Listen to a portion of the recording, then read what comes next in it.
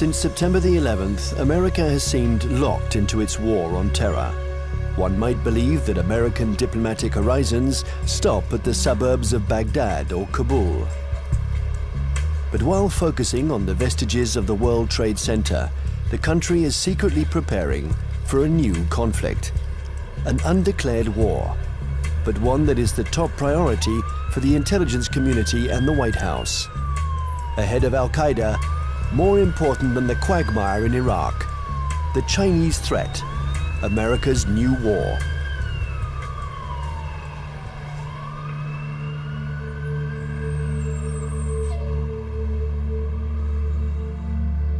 They have a term they call comprehensive national power, which is economic, political, military, all together, cultural.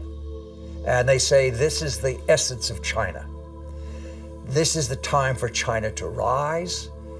Our time has come. This is the Tang Dynasty again. We are a great power. We are a world power. They are playing the old Sun Tzu game, winning the fight without firing a bullet, or that isn't what Sun Tzu said, but win the battle without losing men. That's the best way of winning. And I think they're very conscious of this, but they're willing to fight.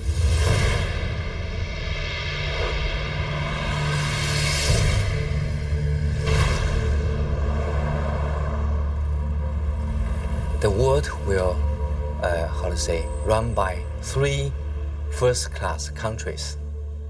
One is USA, United States of America. Another is USE, United States of Europe. Then the Greater China. At this point, at the current point, I think the possibility to see a USE is very slim. But the USA stay as top one country is something sure, right? And as for the possibility of Greater China, the possibility is something in between. Right? So I tend to think Sino-US relations will be one of the most important bilateral ties in the coming years. And this bilateral tie will decide the nature of international relations in 21st century. If this bilateral tie is confrontation-oriented, then the whole 21st century will be bound by confrontation.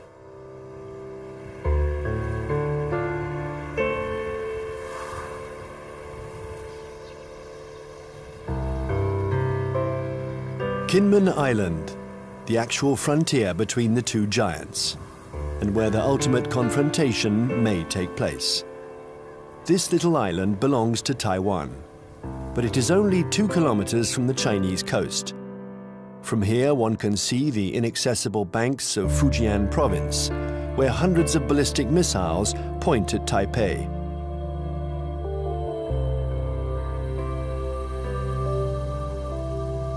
"24 hours a day, for 60 years, Taiwan has been watching Communist China.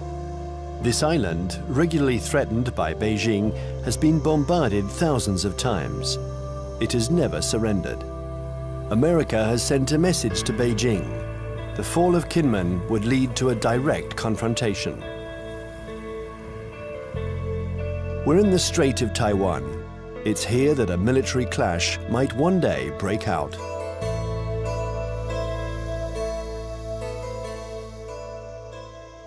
Taiwan is one of those emotional hot-button issues, the way Jerusalem is to Palestinians and Israelis, the way Kosovo was to the Albanians and Serbs. And for most mainland Chinese, Taiwan is rightfully a Chinese province. This was territory that they believe was stolen from China by Japan in the 1895 war, and that the United States prevented reunification during the early stages of the Cold War because of our opposition to communism.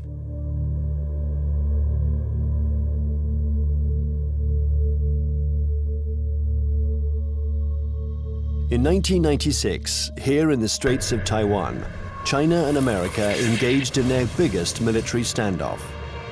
The ongoing elections in Taiwan annoyed the regime in Beijing. So the Chinese army decided to launch huge military maneuvers to test the Americans' reaction.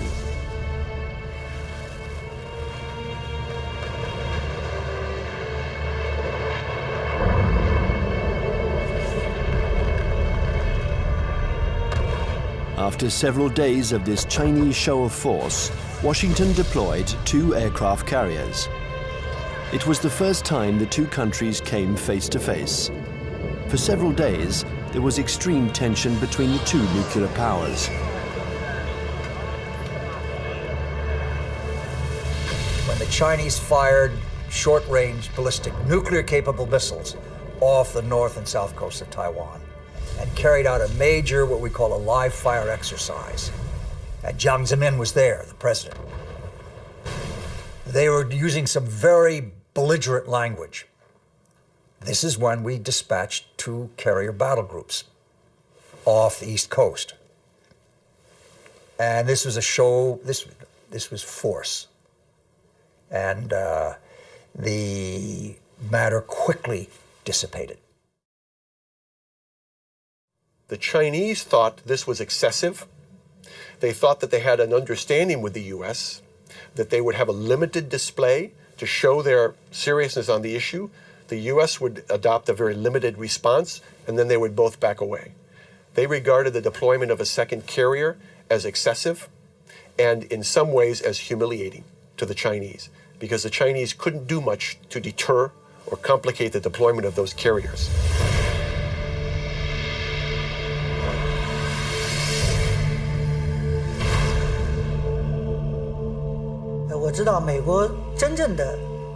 I know this story well, and I can tell you that the truth is very different from the American propaganda. I was there in 1996. The Americans had promised to send an aircraft carrier to Taiwan for Election Day to protect Taiwan. But actually, the only American ship near Taiwan was the electronic spy ship Bunker Hill. And it was more than 200 nautical miles away. And the first American aircraft carrier was 600 nautical miles from Taiwan. So the truth is that the Americans announced that they were coming, but they kept their distance. They wanted at all costs to avoid any incident, and they didn't dare approach our army.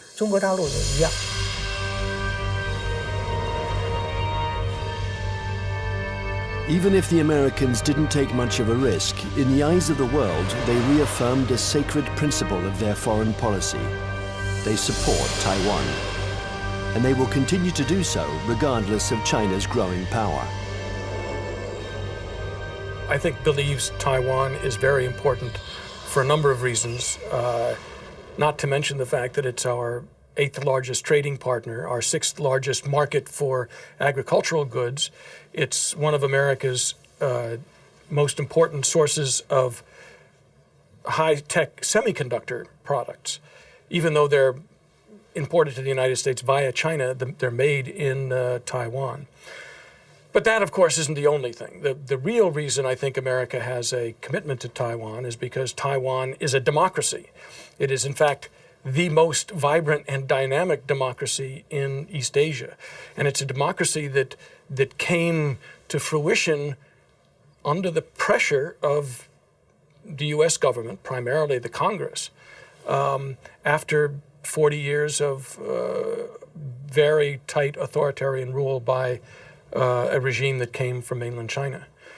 I think, however, the real reason that the United States, especially the Pentagon, is so concerned about Taiwan is that it has been a very strong defense and intelligence partner for the last 50 years, including the last 30 years since the breaking of relations with the Republic of China and Taiwan.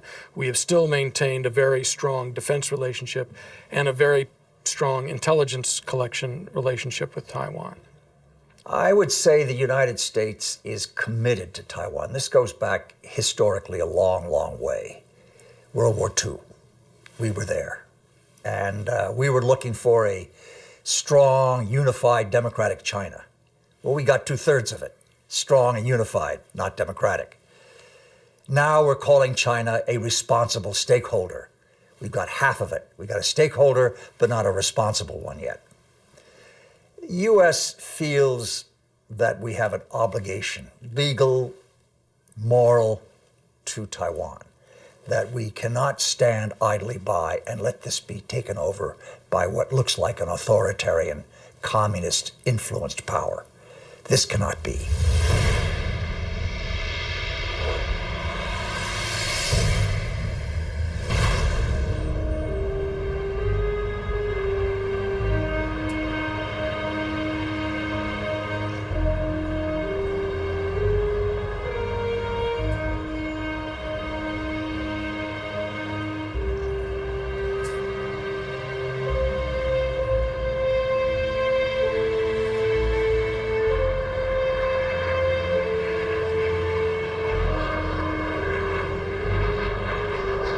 Taiwan, an island of 23 million inhabitants, 250 kilometers from the Chinese coast, is today the most explosive strategic issue between China and the United States. Taipei, the capital, flaunts its economic success. It is one of the biggest centers in the world for the electronics industry. A modern city, free, young, and always noisy. In 1895, Taiwan was invaded by Japan. 50 years later, after the Japanese defeat, peace treaties returned the territory to China, a China which was then in the midst of a civil war between Mao's communists and Chiang Kai-shek's nationalists. When the battle turned in Mao's favor, General Chiang Kai-shek, aided by the Americans, took refuge in Taiwan with his soldiers.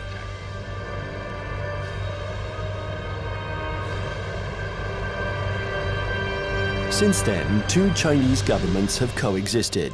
In Beijing, the communist regime that controls the entire mainland.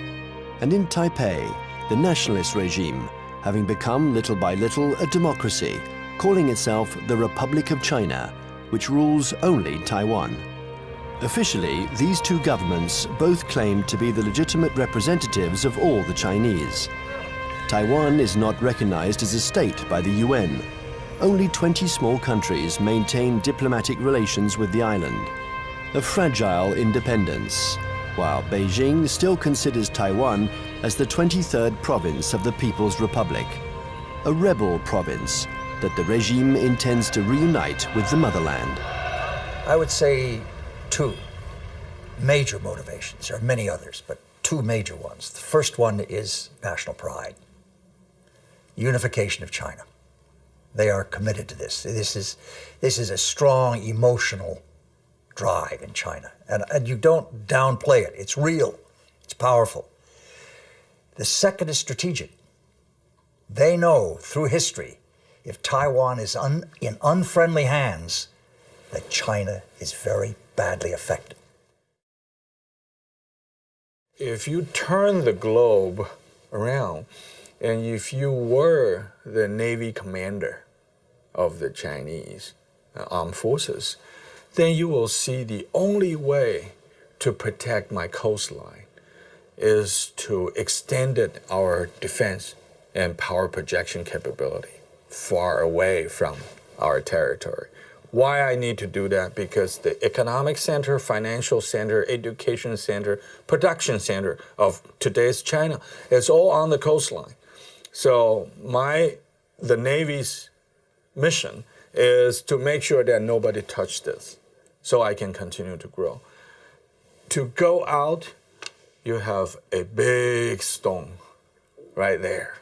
You can go other places, but there is a stopper, a stone blocking your way, and that's Taiwan. Now, Taiwan depends on the outcome of elections that could change its executive power and stock market risks that can endanger its economy.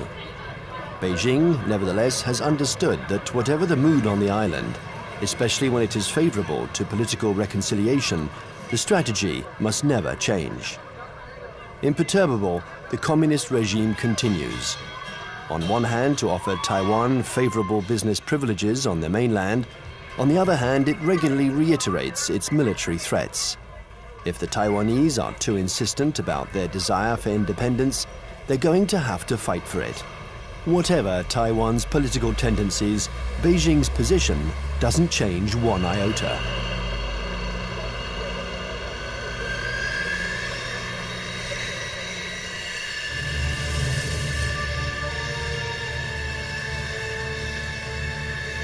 A freeway in the middle of the island of Taiwan. In a few minutes, it has been transformed into a landing strip. The population watches this military exercise. They're used to it. French Mirage 2000 and American F-16 jets land and take off with an enormous roar.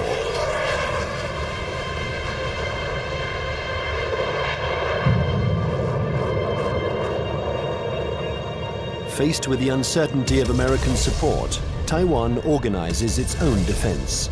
Everyone knows that the airports will be the first target. Strategists on both sides of the strait affirm that the war will first begin with an air battle.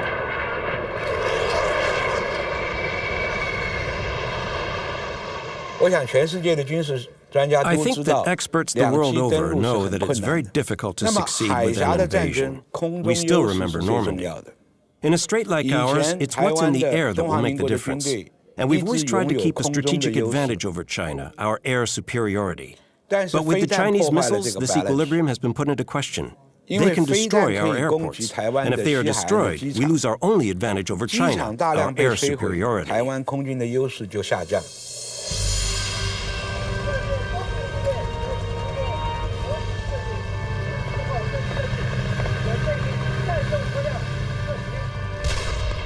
Taiwan's military power is concentrated in its air force, but also in special ground forces. They are training to face the Chinese People's Liberation Army. In the event of a conflict, they expect elite Chinese troops to parachute onto the island to attack strategic targets. Every Taiwanese people here knows that when the war comes, Taiwan is going to take the first bullet. We are going to take the first bullet, and probably we're going to take the bullets continue for about 2 weeks until a month, until that the United States coming. And there's no way that U.S. will come here to fight a difficult fight. If they really want to get involved, it's better for them that to wait when the Taiwanese people, we are wearing down the Chinese elite troops and give them the huge number of the sacrifice. And then the U.S. can come in and clean out the battlefield and win an easy fight. Everybody in Taiwan knows that.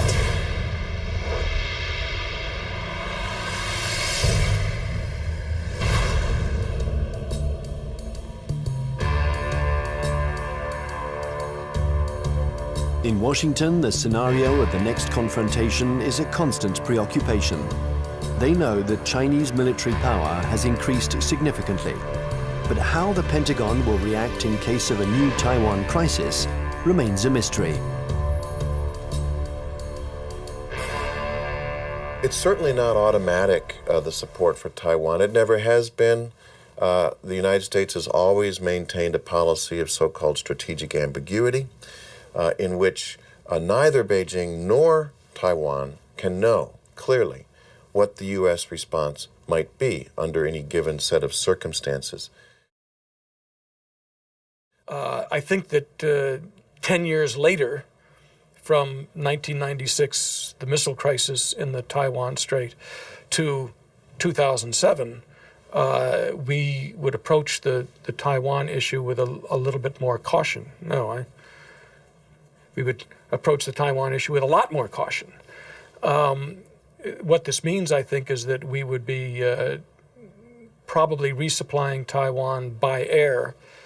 We probably would put a active duty military contingent on Taiwan rather than risk putting our ships in harm's way. Coming away from this crisis, the U.S. has concluded that I think there's been problems in what they've concluded. The U.S. has concluded that the Chinese were somewhat intimidated by the U.S. deployments, and that in fact they now know the U.S. is very determined to use force if necessary to ensure peace and stability in the Taiwan Strait. In fact, however, I don't think the Chinese were all that intimidated by the deployment of the carriers. What they were is it strengthened their resolve to acquire capabilities so that they won't be intimidated in the future.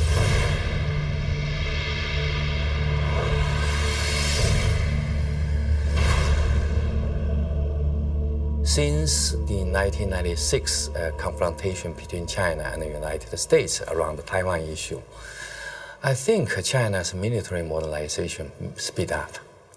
And people saw some achievements, right?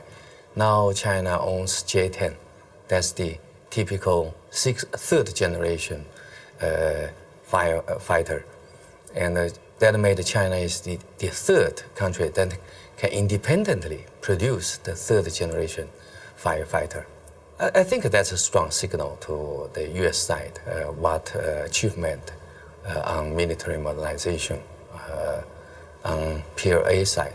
If China's own terminal objective is trying to so-called unify Taiwan by using force to take over, I think their military capability is good enough. But I don't see that, because they're increasing their military budget over the last decade, almost every year, 2 digits.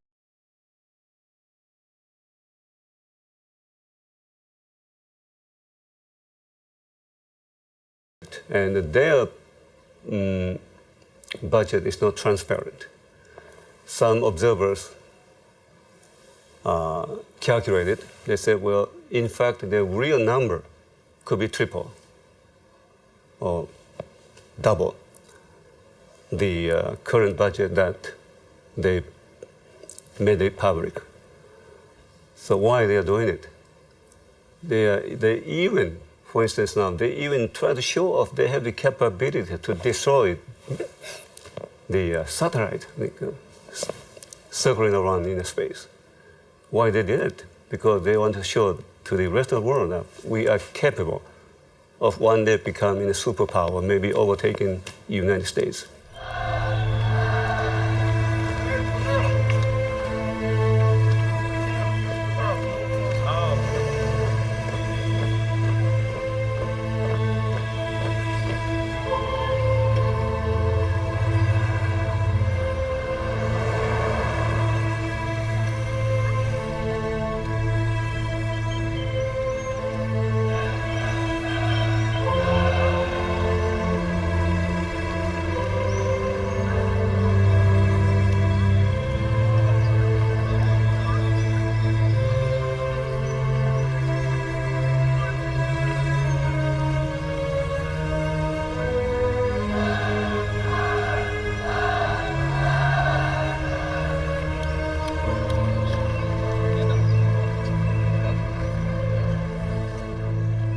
Frankly speaking, the status quo balance of power is still strongly in favor of the United States.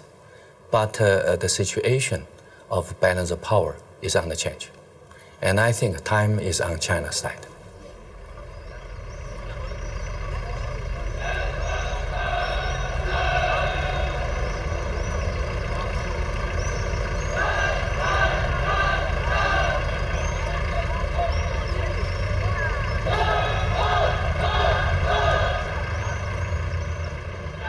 Since the 1996 crisis, the United States and China have often had occasion to test each other's resolve.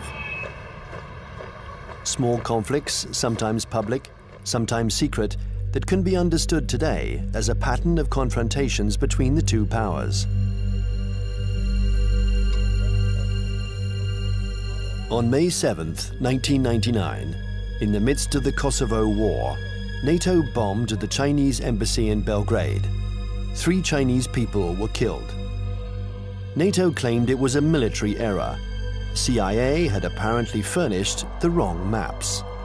In answer to this provocation, the Chinese organized mass demonstrations in front of American embassies.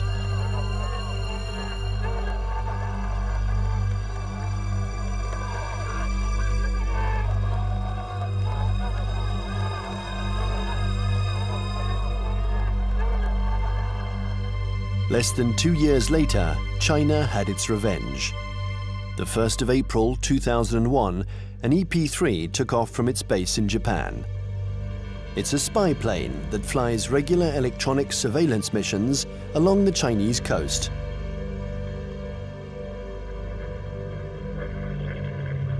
After 6 hours of flight, while still in international airspace, the American airplane was intercepted by 3 Chinese jets. This had been going on for some months. The Chinese planes came within a few meters of the American plane, a little game that the pilots were used to. One of the Chinese pilots was Wang Wei, and the crew of the EP-3 knew him well. He had already shown through his past interceptions of U.S. aircraft that he was willing to take some very serious risks in coming very, very close to U.S. aircraft. They knew him well. Smart Alec, hot dog we call him. He's in the thing and screw you, and Sam, he comes up like this. Well, he comes a little bit too close. And the Chinese, again, the propaganda apparatus turns on, and they say, our plane deliberately turned, hit his plane, and it crashed. Your fault. And we said to China, that defies the laws of physics. The U.S. government had already expressed its concern over this to the Chinese government. I think in this instance, he miscalculated, and he allowed his aircraft to get too close, and it struck the U.S. aircraft, and it damaged his aircraft in a way that forced him to crash.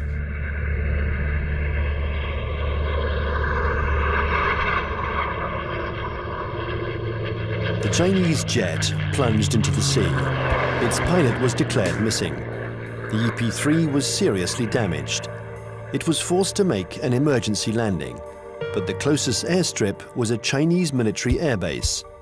The airplane succeeded in landing there, but it was now in Hainan, and the crew was immediately taken prisoner. Our air crew is immune to PRC jurisdiction. For the next 10 days, China and the US would perform a diplomatic ballet, each accusing the other of responsibility for the accident. Beijing refused to liberate the crew. This bought time for their military experts to inspect and dismantle the American airplane, which was jam-packed with secret defense equipment. Oh, they got the equipment from the plane, and they studied it and took all these things from it. Yeah, they got something. But I mean, it's no big deal. Finally, 10 days later, a letter from the US ambassador apologized for the death of the Chinese pilot, and the crew was freed. What was left of the EP-3 was loaded onto a huge Antonov transport plane. Direction, the United States.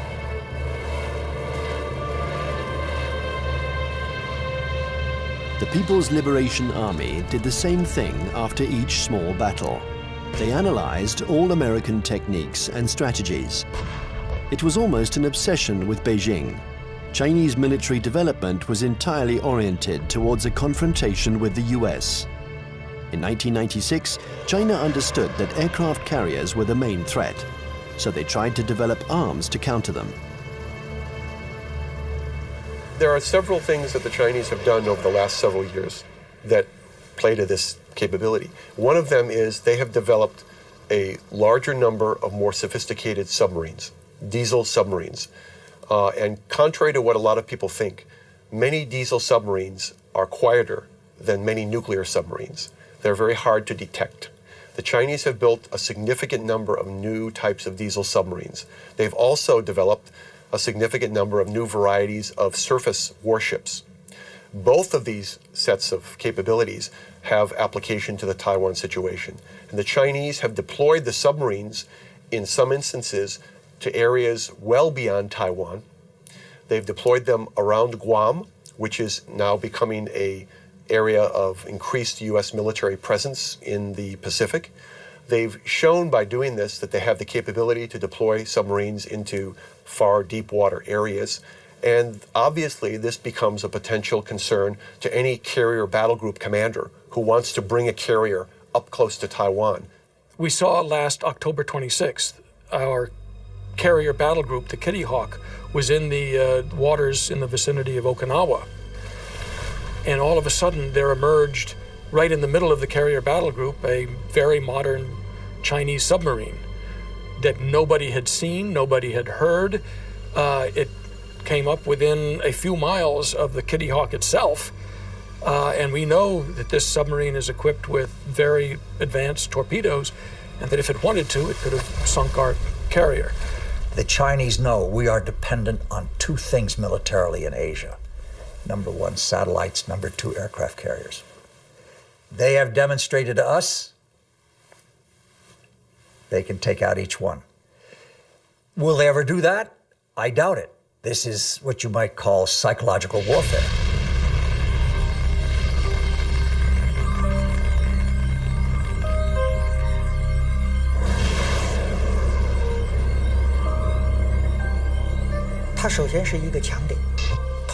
Satellites are an American strong point.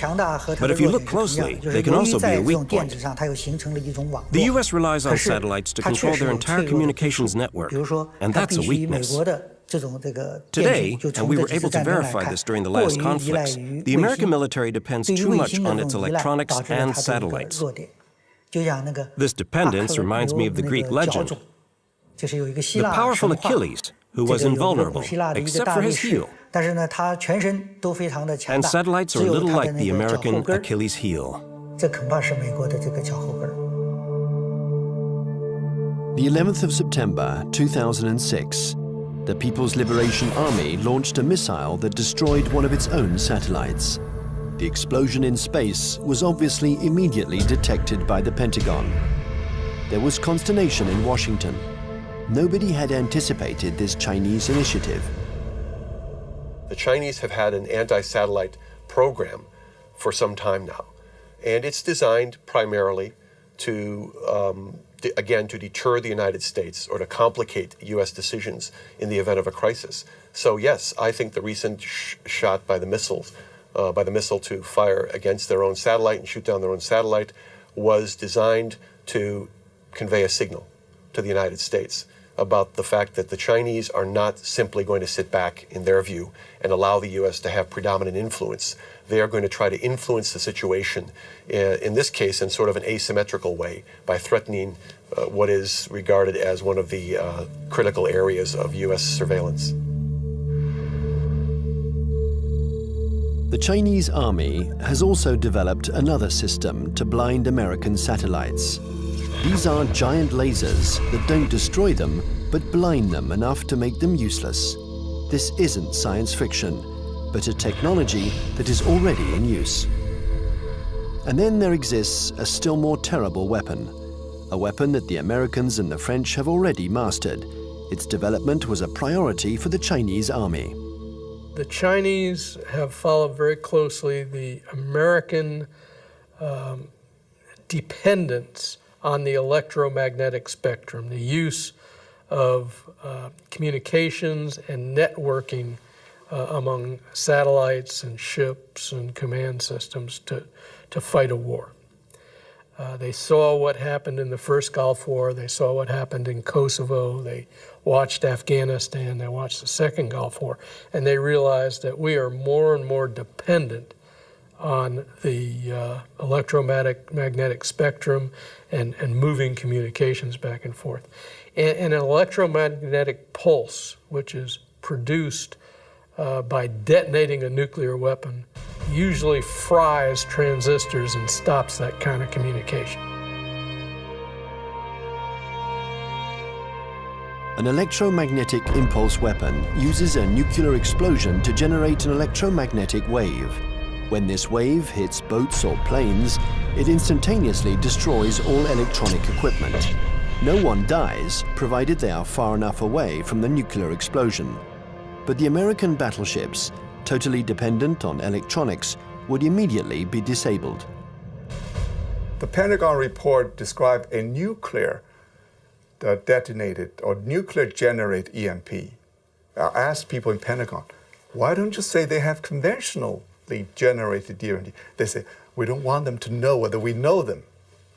The conventionally generated EMP is less problematic and it is more useful or more usable, because when you have this EMP, there will be no nuclear fallouts. There will be less international protests. They already have it.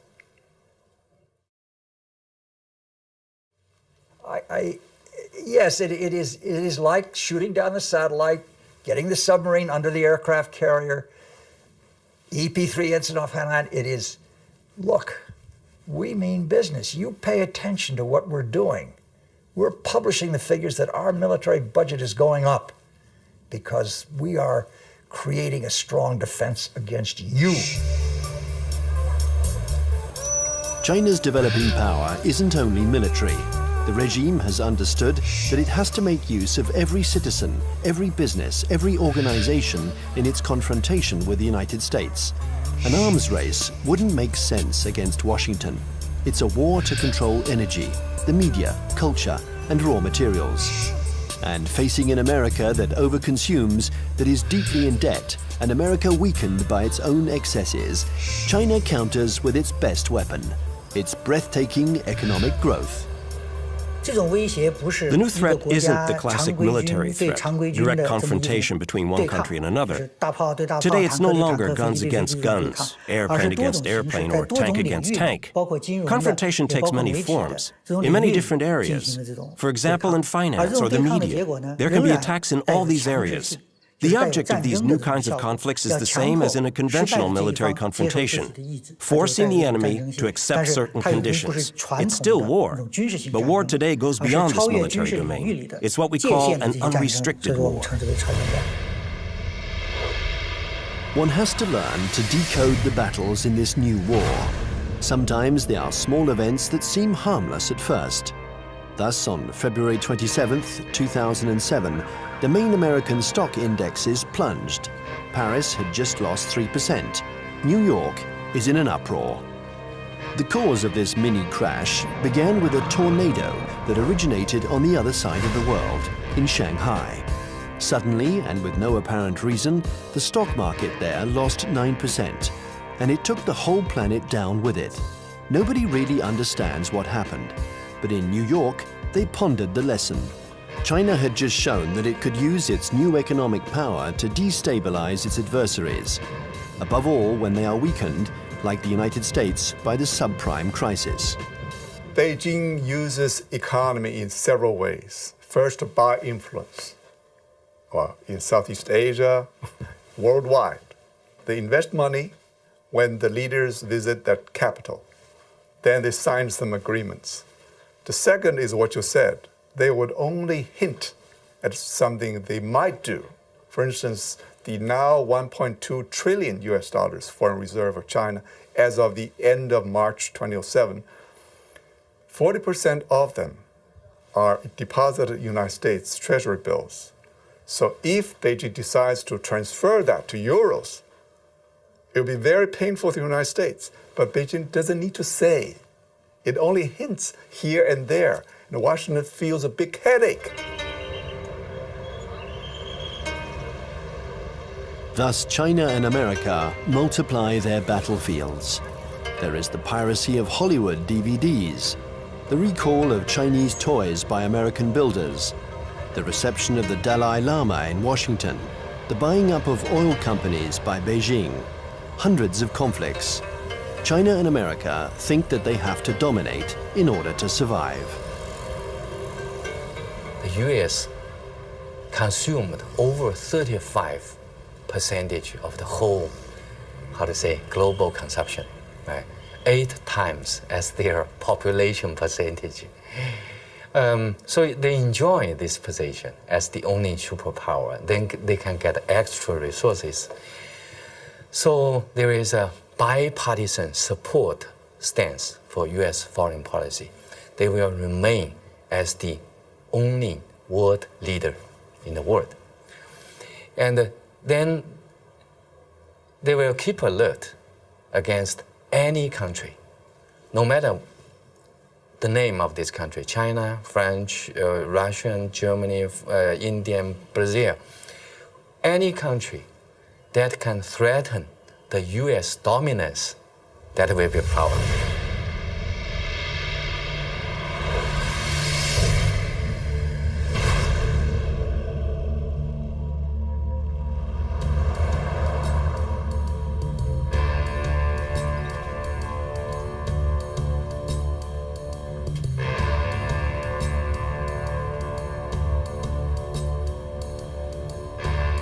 In Washington, China has become the major preoccupation of every administration. China is a competitor in the realms of economics, media, and technology.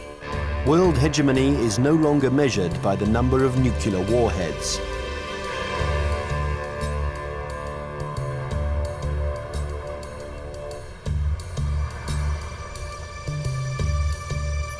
Congress has even created a permanent investigation commission, unique in its kind, whose mission is to study the economic and security challenges posed by China. Russia never got that kind of attention during the times of the Cold War.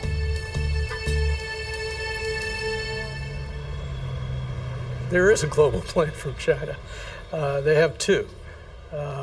One was started in March 1986, called the 863 program, and one in March 1997 called the 973 program. The first, the 863 program, called the Torch Plan, was a global plan designed to gather and bring to China dual-use technologies that could be used to improve China's technological base and economy and industry while improving its military capacity. And it's an organized thing, you know. Each industry every year from the central government gets goals and targets and objectives and gets told to send people out and go do that. So it is organized, and it's not perfect, but it's organized. And the 973 plan is a parallel designed to improve their capacity in basic research and innovation. People in the States pay too much attention to China. So there are some oversensitive on China. Then this oversensitive leads to a lot of, over-exaggerate conclusion. So that's no good to find the real fact.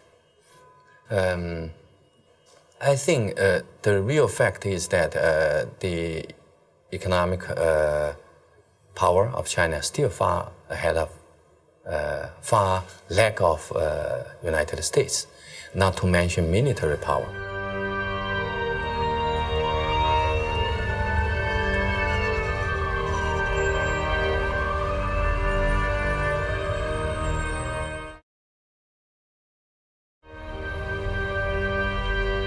If the French Foreign Intelligence Collection Service goes to a student and says, while you're at Tufts University, we want you to go over to some laboratory and gather this, the student can say, I'm busy. It's going to interfere with my dissertation. If the Chinese intelligence service goes to a student and says, we want you to, you want a visa? You want a passport? When you go to the United States or to France, you will write a dissertation on this, you will work on this project, and you will report back to us, or you'll never get a job in China, or your family will lose its house. Now, they have the capacity to do that. The United States cannot maintain itself as a superpower if we allow our industrial production to be offshored, to be outsourced. And that's what's happening now. We're finding very large amounts of our basic core industries. And I don't mean just like steel. Steel is one of them, copper, basic, resources. But things like semiconductors. And when we find that our semiconductor industry has gone from 12, state-of-the-art wafer fabs to 3, because more and more are being built in Taiwan and Japan and, well, not in Japan, in South Korea. And in China, if we're allowing our, state-of-the-art, cutting-edge electronic science and technology research and development move to China, we can't survive as a superpower.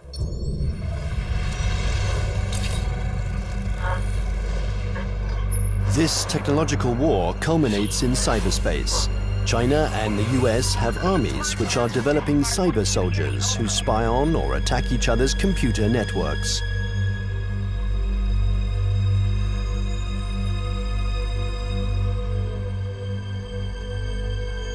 In March 2006, the US State Department decided to buy 16,000 computers from Lenovo, the Chinese company that had just bought out IBM. Some of these computers were meant for networks that circulate secret defense data. Larry Wurtzel and his commission intervened to stop the delivery.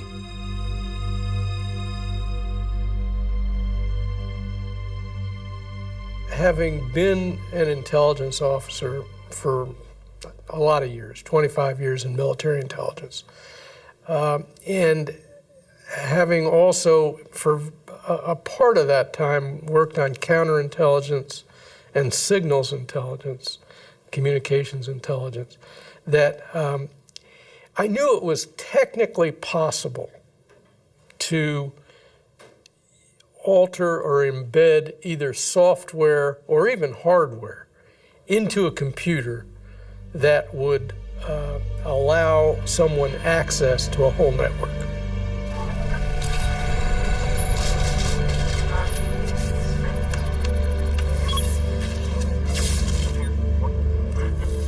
The entire Bureau of Export Controls of the Department of Commerce was attacked and shut down by, turns out, hackers from China.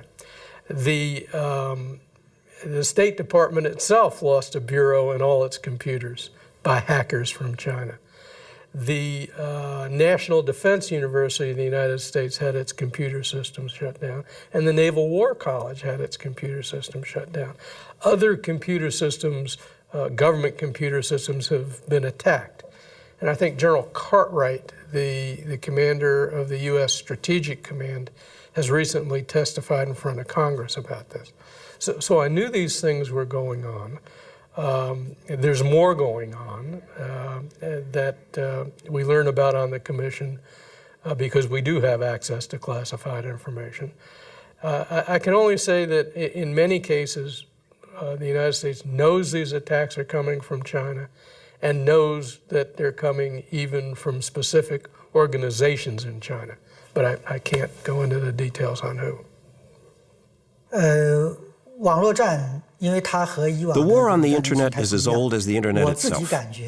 And one can't say that this was a Chinese invention. In America, the CIA and NASA employ 25,000 people to work on the internet. They have the largest internet surveillance and listening centers. So it's true, war exists on the internet. The war has begun without a single missile being fired, without the world noticing. The war has begun in all of these new technologies. Many civil technologies also have military applications.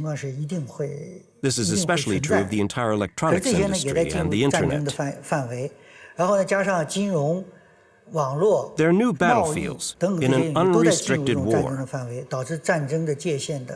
The media, finance, business, all these are included.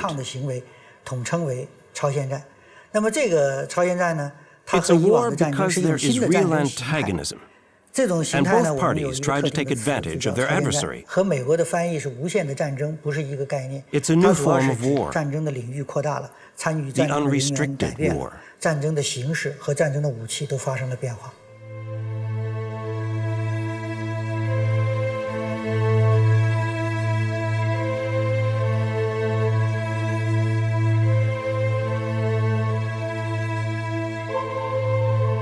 This unrestricted war has already begun.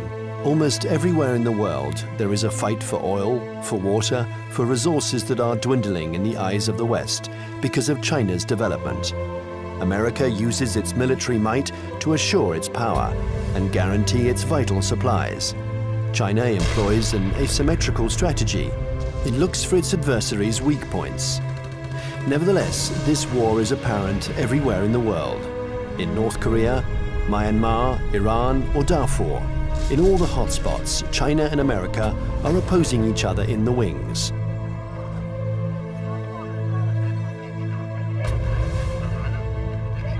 remember the words of Deng Xiaoping: there cannot be two tigers on the same hill.